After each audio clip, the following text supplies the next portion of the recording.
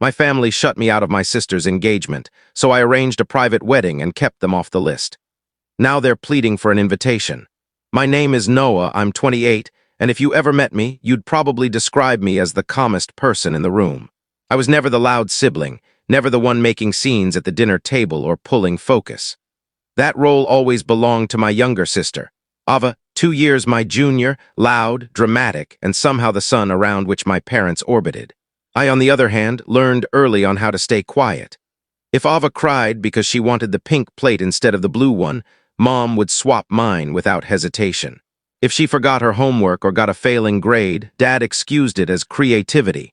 But when I came home with straight A's, all I got was, "That's expected from you, Noah." At first, I brushed it off as small things.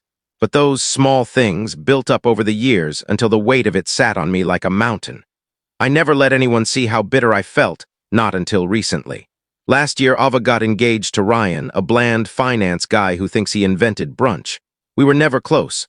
At one wedding, he even mistook me for a waiter. I kept my mouth shut. Ava adored him, and I stayed out of the way.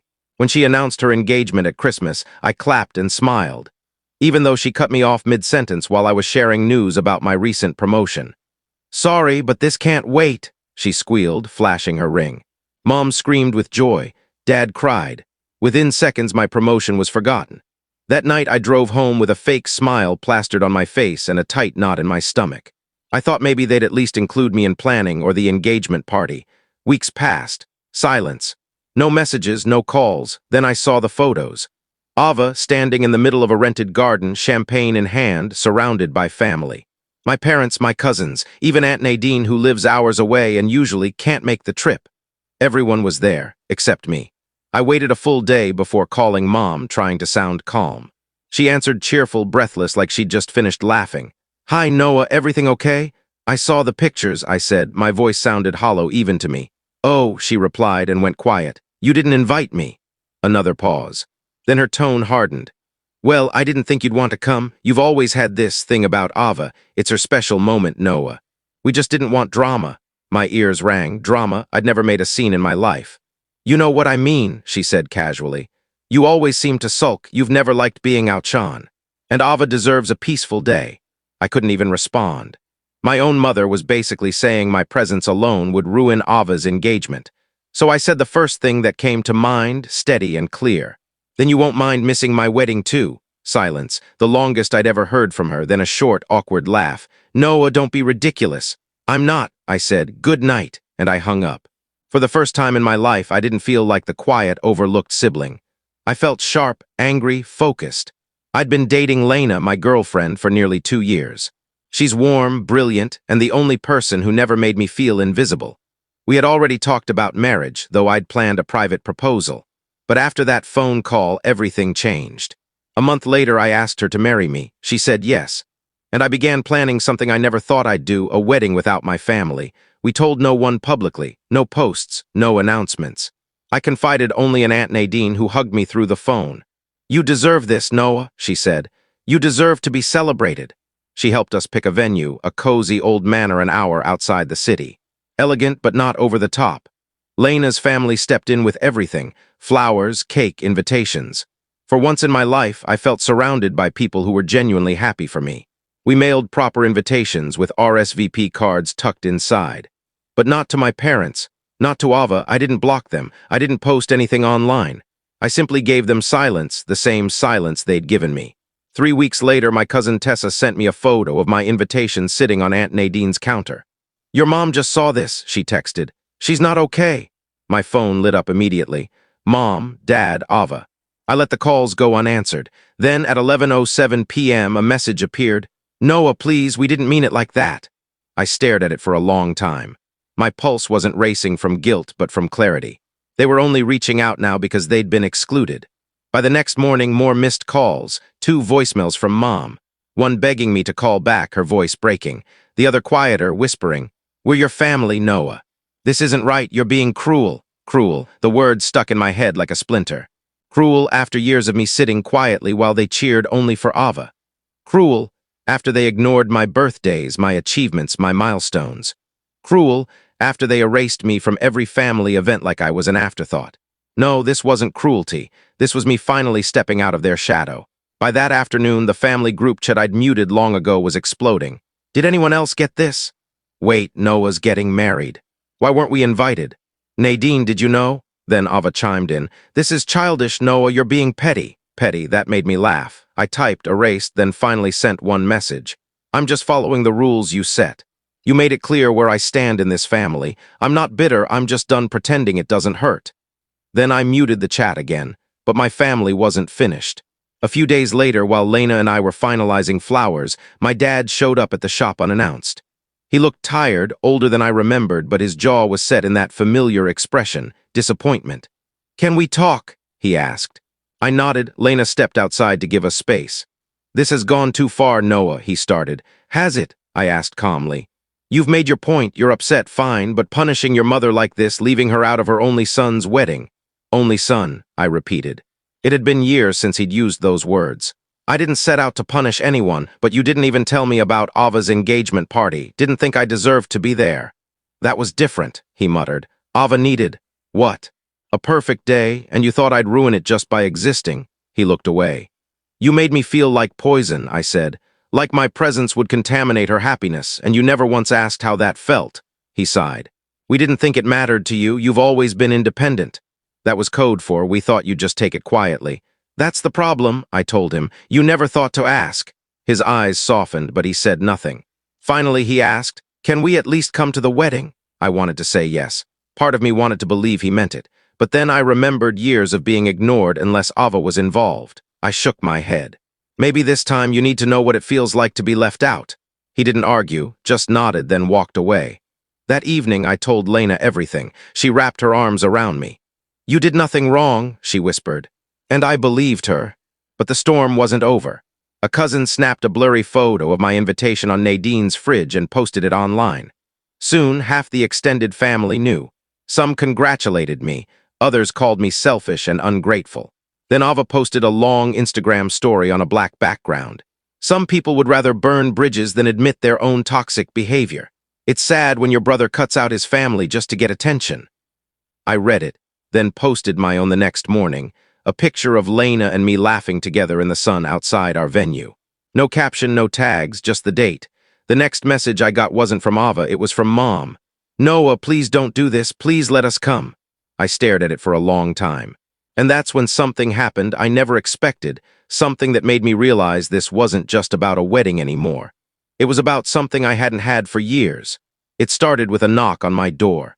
A soft, hesitant knock like the person wasn't sure they belonged there. I opened it.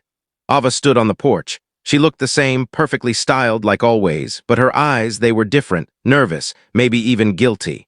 We stood in silence until she asked quietly, "Can I come in?" I didn't answer, just stepped aside. She hovered awkwardly in the living room before blurting, "Nice place, I mean, of course it is. You've always had good taste." I stayed silent, leaning against the wall. She took a deep breath.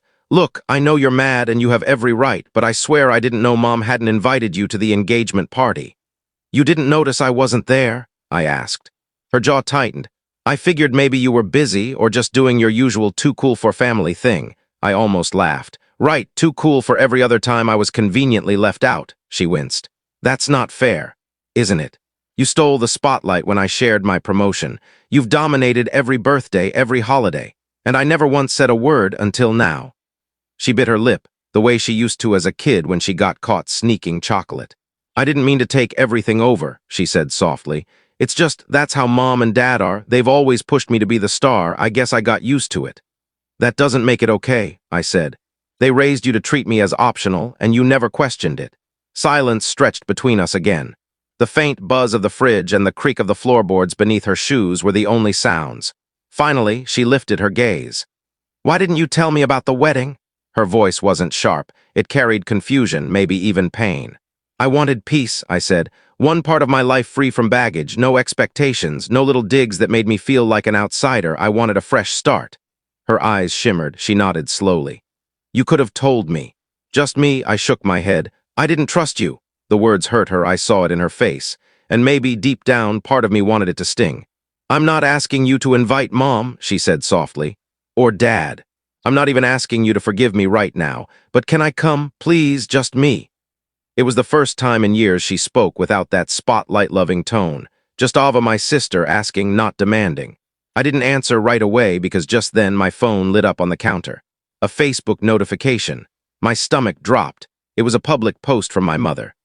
When your only son shuts out his family from the happiest day of his life, you start to wonder where you went wrong.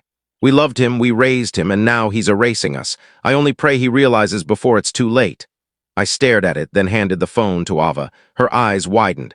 She posted this today? I nodded. And in that instant, whatever fragile moment we were building collapsed. Ava's expression hardened. She promised she wouldn't meddle, she muttered bitterly. She swore she'd let me try. I wasn't surprised. I'd seen this manipulative pattern before. What hit me wasn't her behavior, but the clarity. This had never been about me. It was about control, about appearances, about mom and dad holding the narrative. Ava slumped onto the couch, burying her face in her hands. She doesn't care about missing your wedding. She cares that she can't parade it around. I stayed quiet. She wasn't wrong. When she looked up again, her eyes were blazing. So, what do you want to do? I glanced at my phone again. The post already had over 100 likes, dozens of comments, relatives picking sides. I don't know yet, I admitted, and it was true. As much as I wanted to slam the door shut, I couldn't help but wonder if it had already been ripped off its hinges. But one thing was certain, I wasn't letting them twist the story. Not again. As Ava sat there looking smaller than I'd ever seen her, an idea began to form, something bold. Something they'd never see coming. It started with the guest list. Ava rubbed her temples like she had a splitting headache. I paced the living room, my phone still open on Mom's post. Her words screamed back at me. She hadn't just attacked me, she'd made it public. She wanted to play victim again, to turn my silence into her tragedy. She said she wouldn't go public, Ava whispered. She told me she'd let you handle it. She never cared what I said, I muttered. She never has. I knew it was harsh, but it felt right. My chest burned with a mix of vindication and sadness. I'd expected this exact stunt, yet it still managed to sting. I finally sat across from Ava. The thought that had been brewing since I saw Mom's post began to solidify, something daring. I want to change the guest list, I said. Her head snapped up. Change it how? You can come, I told her, and Aunt Nadine and Tessa, that's it. Her eyes widened. You're serious. You're the only one who showed up in person, the only one who owned up to what's been happening. You don't deserve punishment for their choices. Her lips trembled. Thank you, she whispered.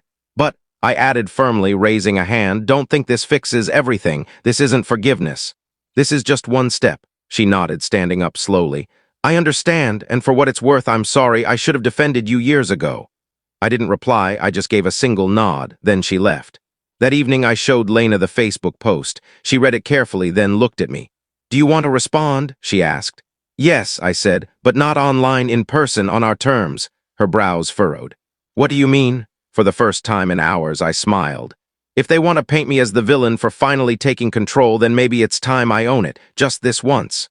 She didn't hesitate. Then let's make our wedding unforgettable. The morning of our wedding carried an unusual calm. Clear skies, soft breeze. We chose to hold it outdoors under the manor's towering trees, where flowers lined the path and piano music drifted in the air. Guests arrived, chatting warmly, faces lit with excitement. People who mattered, people who saw us. Nadine arrived first, blotting her tears as she hugged me tight. Your parents are losing their minds, she said with a half-smile. Ava told me your mom smashed her phone against the wall this morning. Maybe now she knows how it feels, I said with a shrug. Then Ava appeared. For once, she wasn't dressed to steal the spotlight. A simple pastel dress, light makeup. She hugged Lena warmly, then sat quietly with Nadine and Tessa, watching with an expression I couldn't quite name, maybe pride, maybe guilt, maybe both. The ceremony was short but perfect. When Lena walked down the aisle, every trace of bitterness dissolved. She glowed. We exchanged vows beneath the trees, kissed, and walked back down the aisle hand in hand as our closest friends cheered.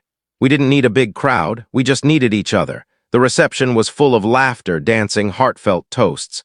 I considered making a speech, a subtle dig at my absent relatives, but I didn't. I focused on the joy in front of me. For once I wasn't background noise. I was living my own story. Then came the surprise. As cake was served, a waiter approached cautiously, holding a small envelope. This just came at the front gate, he said. They said it was urgent. I sighed, stepping aside to open it. Inside was a note written in my mother's handwriting. Noah, we saw the photos, we read the posts. We know now how deeply we hurt you. I don't expect forgiveness, but I need you to understand you were never unwanted. We were blind, selfish, and wrong. I failed you more than once. But today I saw what you built, and I've never been prouder. I only hope someday you'll let us try again. Love, Mom. I stood frozen, the paper trembling in my hands. Lena walked over, concern etched on her face. Everything okay? I passed her the note. She read it, then looked at me. What do you want to do? I didn't answer immediately. My eyes drifted across the garden, friends laughing, sunset painting everything in gold. The letter didn't erase years of being invisible. It didn't undo birthdays, milestones, or the years of silence. But it was a beginning, a clumsy human attempt. I don't know yet, I said finally. But I do know one thing. What's that? Lena asked. I smiled, taking her hand. This is the happiest day of my life, and nothing will take it away. A month later, fresh from our honeymoon, we were unpacking wedding photos when the doorbell rang. Lena answered. I heard her quiet voice, then footsteps. My mother stood in the hallway, no makeup, no styled hair, just a cardigan, plain pants, and red-rimmed eyes. Without a word, she held out a small wooden box. I opened it. Inside were my childhood keepsakes, birthday pictures, school awards, a Father's Day card I'd made at 7. Things I thought had been lost. Her voice shook. I found this in the attic. I thought you'd thrown it away. But I couldn't, I nodded, taking the box. It would take time, maybe years, maybe longer, but for the first time the spotlight didn't matter. I wasn't the extra anymore.